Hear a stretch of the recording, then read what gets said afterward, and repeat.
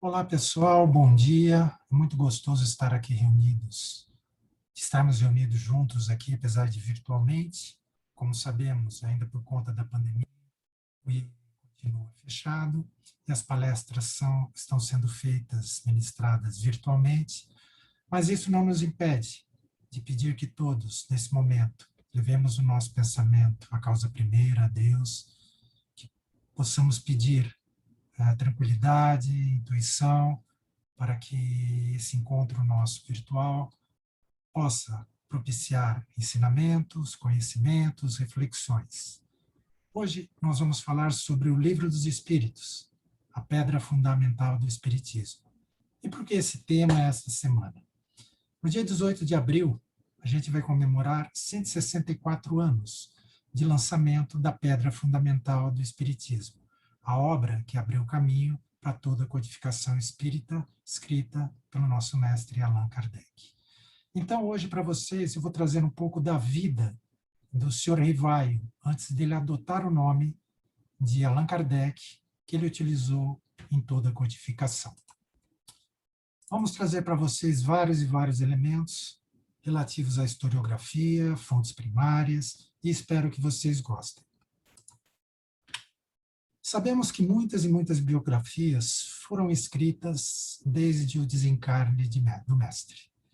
A primeira que conhecemos é a de Camille Flammarion, que consta da Revista Espírita e foi escrita em 1869.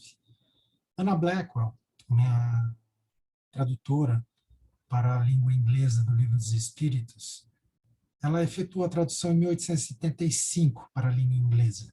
E nessa publicação também constou uma pequena biografia do mestre.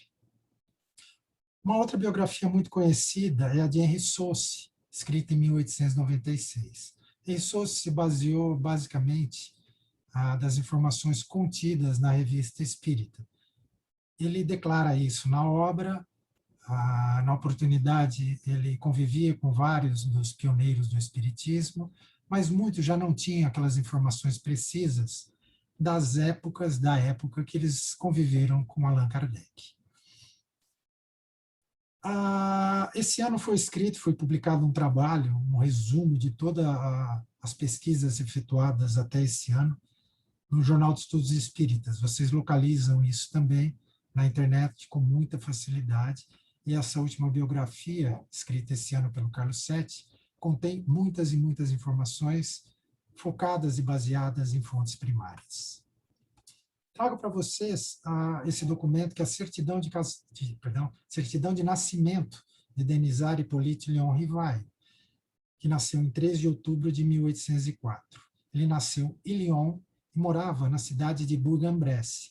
Na verdade, muitas e muitas biografias trazem que Rivail teria vivido a sua infância na cidade de Lyon, mas isso não procede. Allan Kardec, na informações que ele deixou na própria Revista Espírita, ele menciona que não viveu sua infância em Lyon, e sim nessa cidade de Bourg-en-Bresse. Hoje a genealogia, a árvore genealógica de Rivail é bem conhecida, foi bem levantada, a ponto de hoje já sabemos até o bisavô da mãe do senhor Rivail. A gente tem informações que ele teve 2 irmãos que desencarnaram antes do seu nascimento. Temos a informação de uma irmã que nasceu após o nascimento de Rivail, mas que desencarnou muito jovem ainda. Essas informações estão sendo levantadas graças à digitalização, né, dos atos civis em Paris, seja pelas comunas, as cidades, seja pela Biblioteca Nacional da França.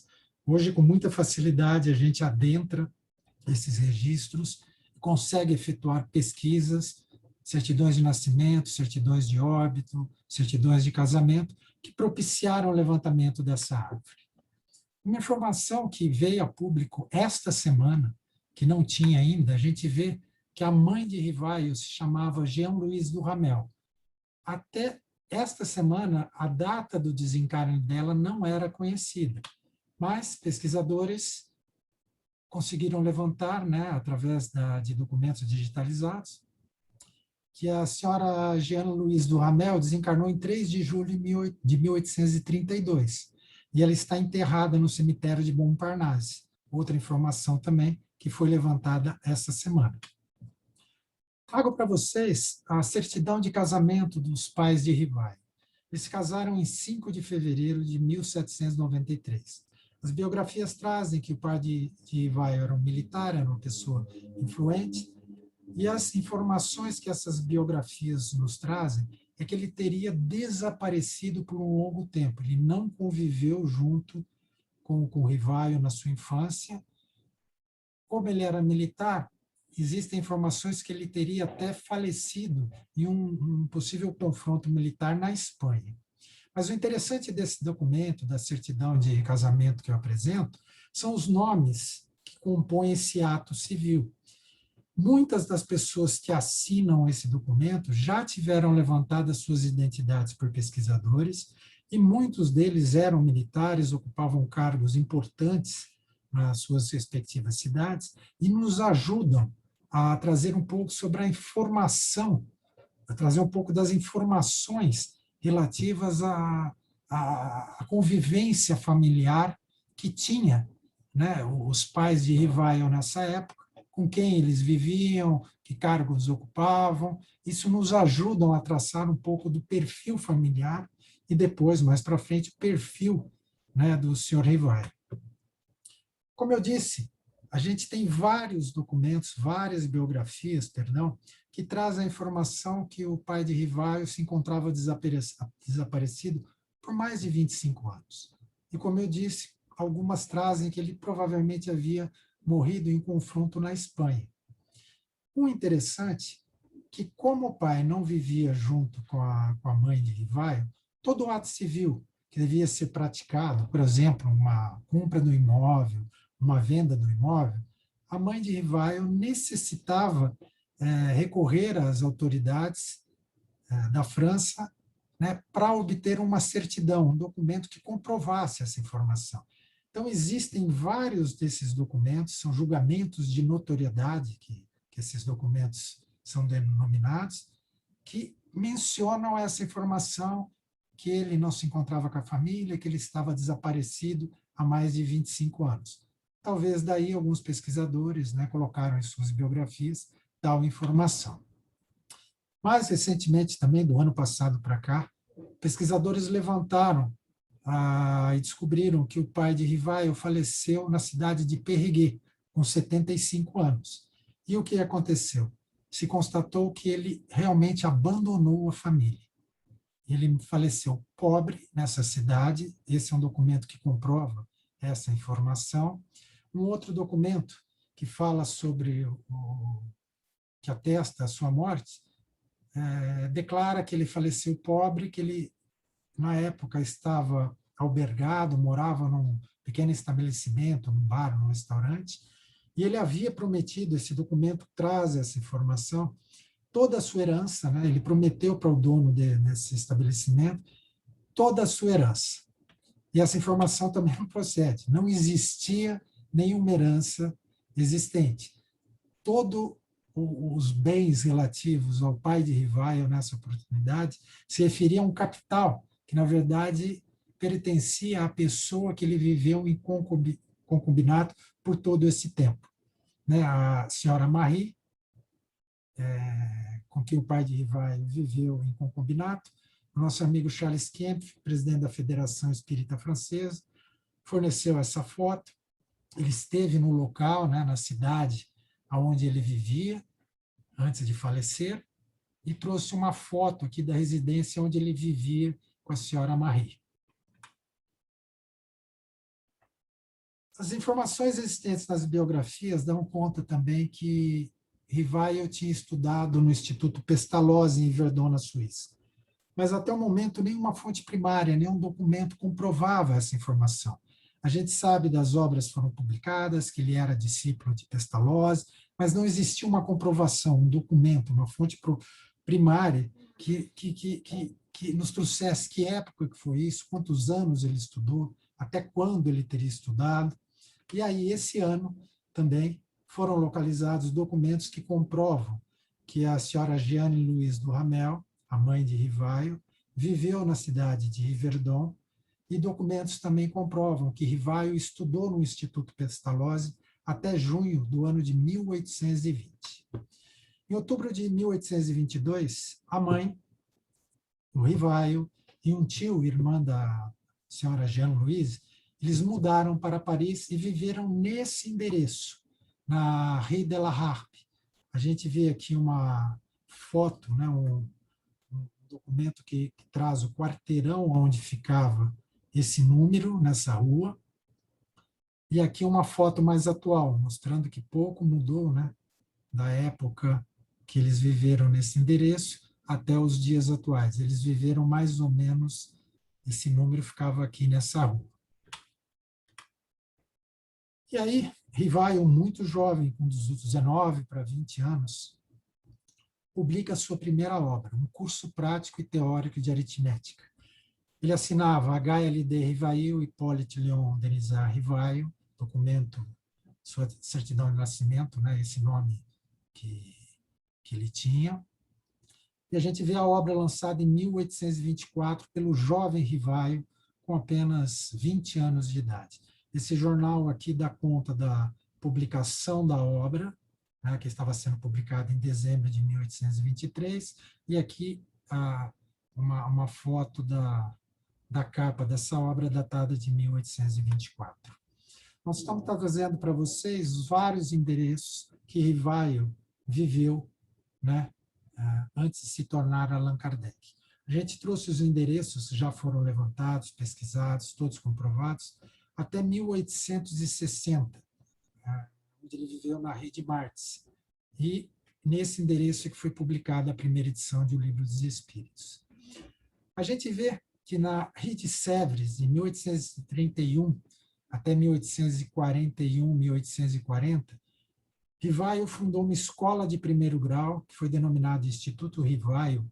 Ele fundou essa escola, que era uma escola para meninos, uma escola de primeiro grau.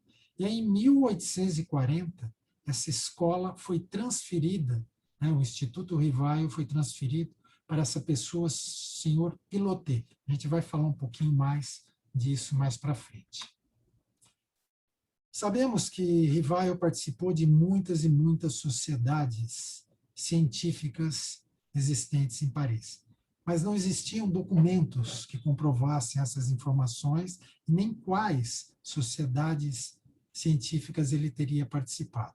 E de 3 anos para cá, principalmente, muitos documentos vieram a público. Eu estou trazendo para vocês alguns desses documentos, alguns deles que comprovam, né, a participação de Rivaio em várias sociedades científicas.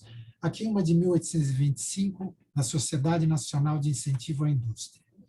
Em 1828, Rivaio publica a sua obra Um Plano de Proposição, né, uma propositura para o melhoramento da educação pública, né, um livro datado de 1828, onde ele tece comentários, sugestões para o melhoramento da escola pública na França. Trago para vocês um diploma de 1828, da participação do Sr. Rivaio na Sociedade de Emulação e Agricultura. Em 1829, temos Rivaio como membro fundador da Sociedade de Previdência dos Chefes de Escolas e Mestres de Pensionatos em Paris. A gente já vai vendo o envolvimento, né, do pedagogo Rivaio junto à educação da França, sua participação com propostas na educação, como membro fundador de sociedades voltadas ao ensino e muitas sociedades científicas, mostrando, demonstrando, né, o conhecimento do mestre em várias áreas, em vários setores do conhecimento. Para ser admitido numa sociedade científica dessa época, você tinha que demonstrar, né, um notório saber naquela determinada linha de conhecimento que estava ingressando, deveria ser indicado por pessoas já participantes daquela sociedade. Então, a gente vê a influência, né, da ciência na vida do jovem Rivaio. Mais um diploma de 1829, Sociedade Gramatical de Paris. Em 1830, nós temos um livro traduzido para o alemão que Rivaio fez da obra de Fénelon, a obra Telêmaco. mostrando o conhecimento do mestre em línguas. Muitas biografias trazem, né, exageradamente, por sinal, que Rivaio falava todas as línguas da Europa, com exceção do russo. E isso não é verdade. A gente sabe hoje, através desses documentos, o alemão, por exemplo, ele já havia esquecido, né, na época que ele utiliza o pseudônimo de Allan Kardec, ele não falava italiano, não falava outras línguas também. A gente comprova isso através de documentos hoje. Aqui é um documento de 1831, uma memória sobre educação pública, dirigida aos membros da comissão encarregada da revisão da legislação universitária e da elaboração de um projeto de lei sobre a educação. As obras a gente vê, né, que consta HLD Rivail, Hipólito Léon Denisard Rivail, e, de novo, mostrando, né, o envolvimento com o sistema educacional da França no período que exercia atividade de pedagogia. Em 1831, um documento interessante nos mostra que ele foi cabo da Guarda Nacional de Paris. É como se fosse uma guarda municipal e Rivail exercia a posição de cabo. Mais alguns diplomas de sociedades que ele participou, de 1831, Sociedade Francesa de Estatística Universal, outra de julho de 1831, Sociedade Nacional de Educação. E aí, em agosto de 1831, essa é uma carta, a primeira carta para sua namorada, Amélie Baudet, que veio a público também recentemente. A gente vê essa carta, assinatura HLD Rivail, e essa carta é uma carta muito carinhosa para sua namorada, Amélie Baudet, que, por sinal, ele não tratava Amélie Baudet como Gabi, como a gente já teve oportunidade de encontrar em algumas biografias. As cartas, que hoje são mais ou menos 600 cartas existentes que vieram a público, e nenhuma delas a gente encontrou, né, esse apelido carinhoso de Gabi. Então, as biografias, às vezes, são meio romantizadas, né, e a gente está trazendo uma fonte primária aqui, né, da primeira carta que ele efetua para Amélie Baudet no mês de agosto do ano de 1831. E aí, em fevereiro de 1832, trago para vocês a certidão de casamento, né, Denisard Hippolyte Léon Rivail, Amélie Gabrielle Baudet. Aqui uma foto, né, que apareceu, veio a público há 2 anos atrás, lembrando que a Amélie Baudet era 9 anos mais velha do que o Sr. Rivail. E também em 2018, né, foi feita uma pesquisa muito interessante na França, né, esses 2 jovens, Louis e Ernest, eles estudaram naquele Instituto Rivail de primeiro grau no período de 1830 a 1833. E a família guardou, né, teve um resgate dessas cartas atuais por esse pesquisador. Ele resgatou 60 cartas e fez uma pesquisa de como era o Instituto Rivail nessa época, quais eram as matérias que eram dadas. Aqui a gente tem um quadro das matérias, língua francesa, matemática, história. E o interessante é que o estudo era efetuado de domingo a domingo. Então, essa é uma pesquisa muito interessante, ela já está transcrita e traduzida para o português, vocês encontram facilmente na internet hoje isso também. E mostra muito, né, as características do pensionato Rivail, né, nos anos 30, no início dos anos 30. Aqui uma foto, né, da Rede Sèvres, onde funcionou o Instituto Rivail, a escola de primeiro grau para jovens, para meninos.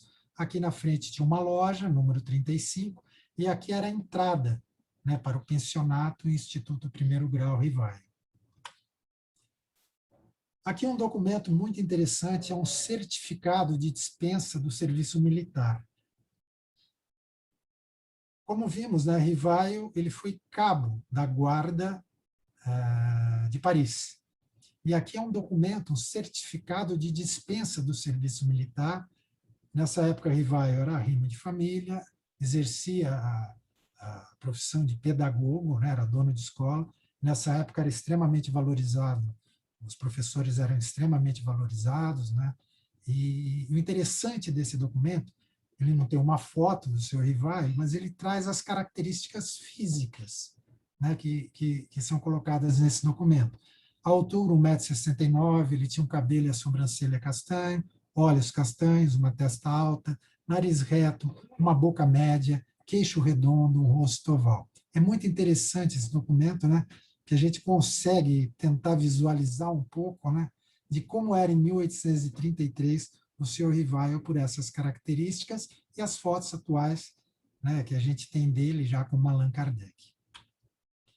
Mais alguns diplomas de 1834 do Instituto Histórico, algumas celebridades que participavam desse Instituto Histórico, mostrando, né, o trânsito que Rivaio tinha nas várias sociedades e com os vários cientistas e sábios de sua época.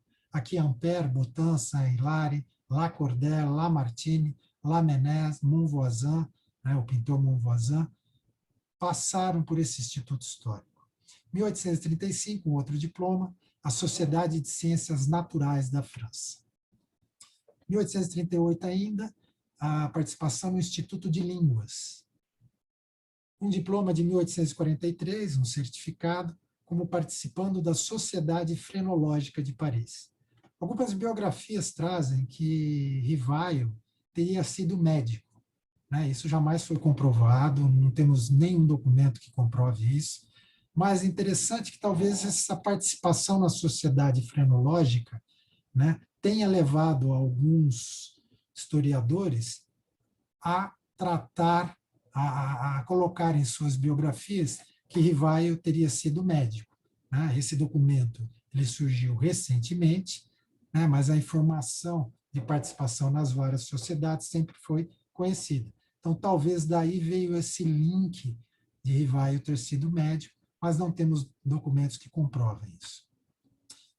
E aí nós temos, dentre esses documentos que surgiram, mais de 600 cartas vieram a público. Cartas de Rivaio para Amélie Baudet para Rivaio, cartas dos pais de Amélie Baudet para Amélie Baudet, de Allan Kardec para Amélie Baudet, de Amélie Baudet já com pseudônimo para Kardec, de várias pessoas que se correspondiam com Allan Kardec.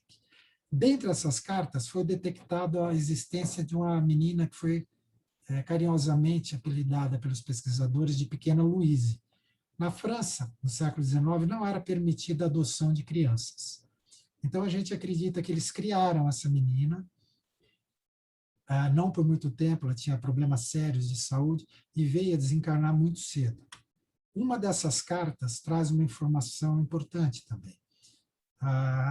Sabemos que na Revista Espírita, nas obras da codificação, Allan Kardec declara, escreve, que teve contato com o magnetismo durante 25, 30 anos.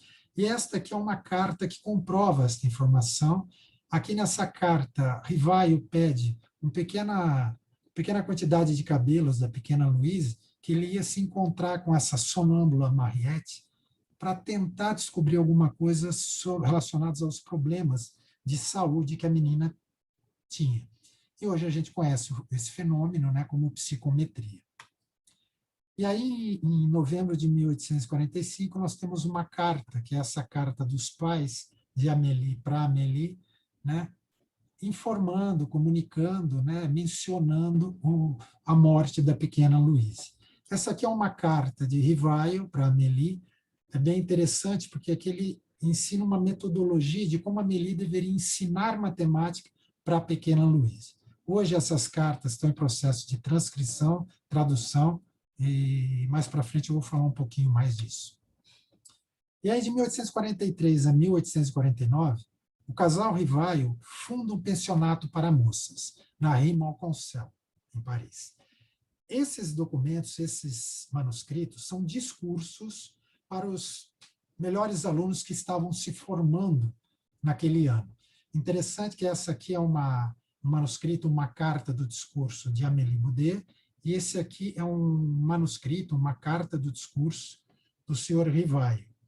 E o interessante desse pensionato para moças, já mostrando a vanguarda, né, de pensamento que o casal Rivaio tinha, as moças do século XIX, elas não eram criadas para trabalharem no comércio e fora de casa.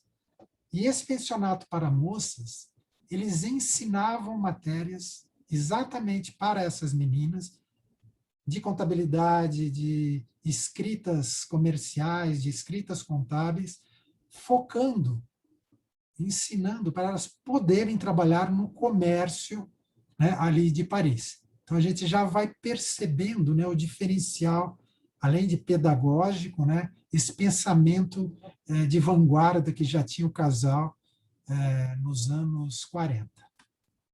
Aqui eu trago mais um diploma da Sociedade de Educação Básica, datado de 1847. A gente vai vendo, né, a quantidade de diplomas que comprovam a participação do mestre, né, em várias sociedades, né, dedicadas ao conhecimento, várias áreas. Como se não bastasse isso, foi localizado também uma patente, né, a gente pode ver aqui embaixo, né, HLD Rivail, ou seja, o senhor Rivail inventou, né, esse equipamento, que era um sifão de esgoto para ser utilizado nas residências. Vou falar assim, como podemos chamar isso aqui, né? Essa engenhoca bolada, aqui ficava o resíduo sólido e passava, né, o que era canalizado e acabava desaguando no Rio de Paris, só a parte líquida. Mas, infelizmente, acho que isso não foi para frente, não foi localizado, né, comercialização ou uso desta patente em prédios. Não localizamos até o momento nenhuma informação. O interessante também, que a gente já tinha ouvido falar, que Rivaio tinha trabalhado, né, em alguns teatros, em alguns estabelecimentos, como na parte administrativa e como sendo contador. Esta aqui é uma carta de Rivaio para Amélie, que comprova essa informação, né, que ele estava trabalhando nessa oportunidade aqui em teatro. Já havia vendido aquela escola que ele abriu de primeiro grau nos anos 30, já não tinha mais o pensionato para moças, e nessa oportunidade trabalhava, né, na parte administrativa, na parte contábil de teatros. Muitos se falam que Amélie tinha grandes posses, que Rivail veio de uma família abastada, uma família rica. Isso não vem sendo constatado nos documentos. Muito pelo contrário, o casal atravessou problemas financeiros a ponto de terem vendido aquela escola de primeiro grau, a ponto de não terem mais o pensionato para moças, e vemos aqui Rivaio trabalhando no teatro. Um dos motivos que a gente acredita, e alguns documentos nos levam a afirmar isso, e aos pesquisadores, que o tio François do Ramel, que era irmã da mãe de Rivaio, ele tinha o vício do jogo. Existem algumas cartas, né, informando das viagens que ele fazia, né, em cassinos, né, e documentos que comprovam que ele adquiriu uma dívida muito elevada, que acabou sendo pago parte pelo casal Rivaio. Em 1855 ocorreu o desencarne do tio François do Ramel, e aqui a gente tem o atestado de óbito do tio de Rivaio. E aí, em 1854, Rivaio tem as primeiras informações, os primeiros contatos, né, com o assunto das mesas girantes, através do senhor Fortier. E aí, em 1855, um amigo de longa data da família, né, consta amigo de 25 anos, o senhor Carlotti, né, apresentou, né, juntamente com o senhor Fortier, algumas sessões em algumas casas onde ocorriam esses fenômenos e onde ocorriam sessões constantemente para análise desses fenômenos.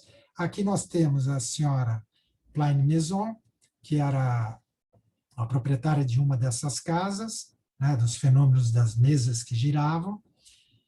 Numa dessas reuniões, na casa da senhora Plaine Maison, o senhor Rivaio teve contato com o senhor Baudin, e aí conheceu as irmãs Baudin, as médiuns conhecidas até hoje como médiuns Baudin. E aí o que é interessante? Muitas biografias trazem que eram as meninas de 14 e 16 anos, que o nome era Catherine Baudin e Julie Baudin. E aí pesquisas também extremamente recentes nos dão conta que Julie nunca existiu, o nome, na verdade, já comprovado através da certidão de nascimento, era Pelagie Baudin e tinha 26 anos. E a Catherine Baudin tinha 28 anos, ou seja, não eram meninas.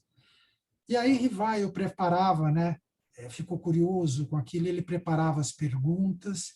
Inicialmente, tudo aquilo despertou a curiosidade dele, ele queria participar das sessões para sua instrução própria, sua instrução particular. Mas isso foi ganhando tamanho, foi ganhando uma proporção muito grande, até o ponto que ele enxergou que ali existia uma nova doutrina e ele teve a ideia de publicar todos esses ensinos. No ano de 1856, ele frequentava ao mesmo tempo, né, as reuniões espíritas com as irmãs Baudin e com a senhorita Jafé, que também até pouco tempo atrás, os pesquisadores, as biografias, a tratavam como Ruth Jafé, e também foi levantado que o nome correto, o nome verdadeiro, através da certidão de nascimento, é Céline Jafé, a sonâmbula. Então, toda essa quantidade de perguntas e respostas obtidas foram armazenadas, criteriosamente selecionadas, com uma lógica precisa, com uma metodologia precisa, com a curiosidade inerente, né, desse cientista, que a gente viu a quantidade de sociedades científicas que ele participava. Aí, segundo o biógrafo Henri Sauce, lembremos da biografia de 1896, traz essa informação, que a gente não tem a fonte, Sauce não traz essa informação na sua biografia, que uma sessão no ano de 1857, o espírito Z, seria Zéfiro, não sabemos, comunica a Rivaio que eles já teriam vivido juntos em uma outra encarnação, né, na época dos druidas, na Gália Antiga, e que o nome do senhor Rivaio naquela oportunidade era Allan Kardec. Então, a partir dessa data, Allan Kardec utiliza esse pseudônimo para confeccionar, para elaborar toda a doutrina espírita. E aí, de posse dessas perguntas, dessas respostas, e com todo o seu critério científico, ele levou toda essa informação para mais de 10 médiuns, para checar quais seriam as respostas, a similaridade dessas respostas, se utilizando de outros médiuns, que não as médiuns que ele havia utilizado, né? E quais seriam as respostas dadas pelos diferentes espíritos. E aí ele escreve no livro Obras Póstumas, né, são vários e vários documentos que foram publicados póstumamente e que fizeram parte desse livro denominado Obras Póstumas. Ele escreve: da comparação e da fusão de todas as respostas coordenadas, classificadas e muitas vezes retocadas no silêncio da meditação, ele elabora a primeira edição de O Livro dos Espíritos, que foi entregue à publicidade em 18 de abril de 1857. Aqui eu trago para vocês uma foto da primeira edição, né, que há 164 anos atrás foi lançado, e que a gente denomina, né, como a pedra fundamental do Espiritismo, a obra que inaugura toda a doutrina espírita. Até o desencarne do Sr. Allan Kardec, 16 edições foram publicadas desse livro. A primeira edição tinha um pouco mais de 500 perguntas e respostas, e a segunda edição já vem com um número de mais de 1000 perguntas e respostas. E fazendo a comparação, né, pesquisadores fizeram a comparação lado a lado de todas as edições, da segunda até a 16ª, e aí constatou-se que a última edição que teve uma pequena modificação foi a 10ª edição. A edição que a gente estuda, que a gente aprende, que a gente tem conhecimento da doutrina, em português ela é baseada a partir da 16ª edição. Aí eu trago para vocês, né, o que Kardec escreve nesse livro que é o Espiritismo, publicado em 1859. O Espiritismo é, ao mesmo tempo, uma ciência de observação e uma doutrina filosófica. Como ciência prática, ela consiste nas relações que se estabelecem entre nós e os espíritos. Como filosofia, ela compreende todas as consequências morais que dimanam dessas mesmas relações.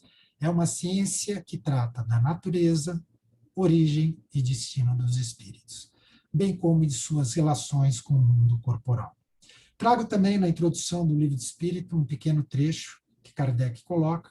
Ele escreve: como especialidade, o Livro dos Espíritos contém a doutrina espírita.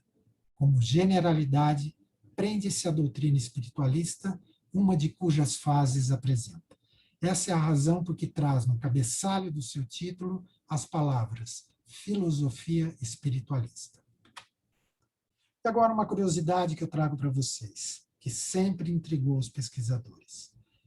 Esse ano, em pesquisas no Jornal do Magnetismo, desta data, 25 de fevereiro de 1857, portanto, antes da publicação da primeira edição do Livro dos Espíritos, aparece uma obra sendo anunciada, denominada Os Livros dos Espíritos ou Princípios da Doutrina Espírita, escritos sob o ditado e por ordem dos espíritos superiores.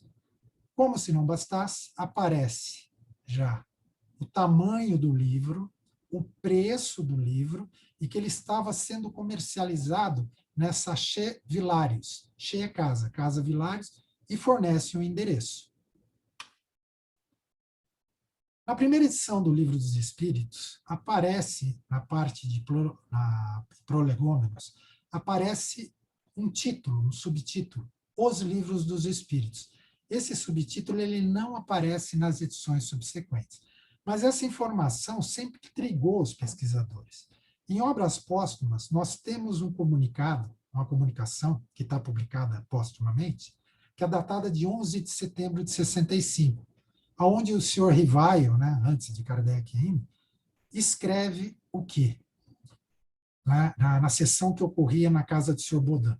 Depois que procedia a leitura de alguns capítulos de O Livro dos Espíritos, blá, blá, blá, blá, blá, blá, blá, ou seja, ele comunica que ele fez a leitura de alguns capítulos do Livro dos Espíritos.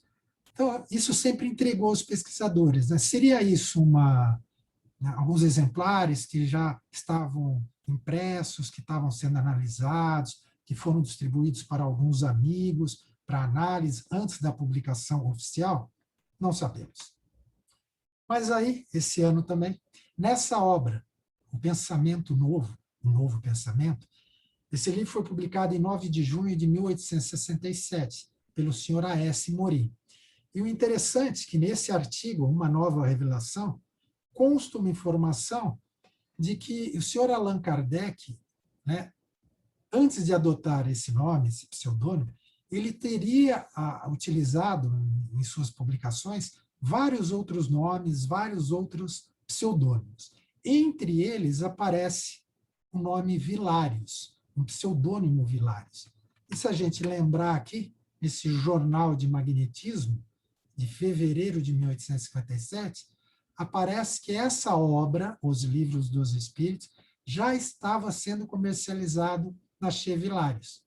E os pesquisadores apelidaram essa suposta edição de edição zero. Até hoje não foi encontrado nenhum exemplar dessa obra, mas as pesquisas continuam. É uma curiosidade que eu trago para vocês.